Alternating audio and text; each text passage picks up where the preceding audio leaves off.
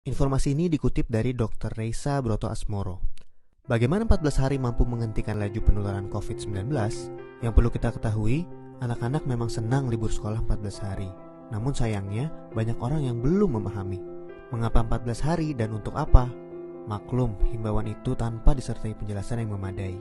14 hari itu sangat penting dan harus disertai tindakan kepatuhan. 14 hari itu mampu menghentikan laju penularan COVID-19 dan mampu menyelamatkan ribuan orang. Bagaimana bisa? Begini, ketika seseorang kontak dengan apapun yang bisa menginfeksinya dengan COVID-19, maka harus ditunggu minimal 14 hari. Jika tidak terjadi apa-apa, maka orang itu aman.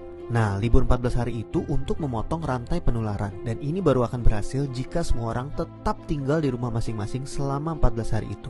Kenapa harus begitu? Contoh, seorang anak mulai libur tanggal 16 Maret selama 14 hari. Dia akan masuk sekolah lagi pada hari ke-15. Ternyata anak ini dan keluarganya menggunakan waktu libur itu untuk jalan-jalan, mengunjungi kumpulan orang, ke tempat saudara, ke mall, dan lain-lain.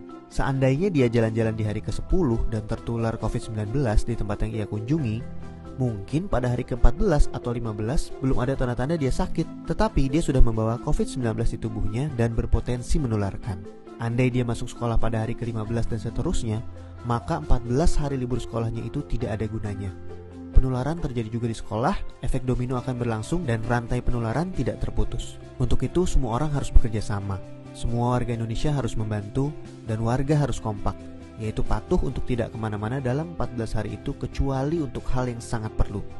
Waktu 14 hari itu berguna untuk saling pantau.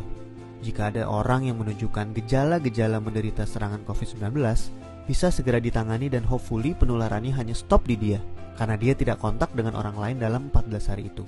Jadi, mari kita mengisolasi diri untuk diri sendiri dan orang lain. Mungkin pula dalam skala besar untuk umat manusia.